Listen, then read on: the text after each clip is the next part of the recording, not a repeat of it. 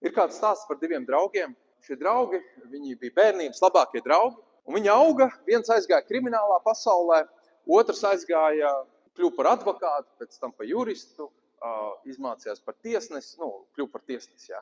Un tagad ir tāds dzīves ironija, tiesas zālē, šis tiesnesis redz, ka pa durvīm tiek ievests iekšā viņa labākais draugs. Viņa labākais draugs, ko viņš bērnībā spēlējās. Un tas sods, jā, diezgan liels tas sods, tur ir liela naudas summa, un tagad tam tiesnesim ir dilēma, ko darīt? Mans labākais draugs, ko man darīt? Tagad varbūt kaut kā mīkstināt to vai... Bet tas tiesnesis, viņš izvēlās būt taisnīgs tiesnesis. Ja? Un Dievs ir taisnīgs tiesnesis. Un šis tiesnesis, viņš piespriež šo naudas summu, lielo naudas summu. Viņš spriež taisnu tiesu. Un ziniet, ko viņš dara? Viņš pēc tam noģērb šīs tiesneša drēbes un aiziet un tā draugu vietā samaksā. Un redziet, un tieši to pašu izdarīja Dievs.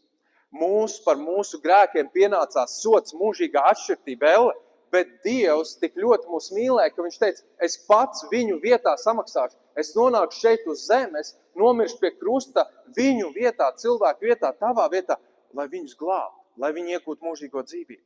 Un tas tik vienkārši. Saņemt šo mūžīgo dzīvību.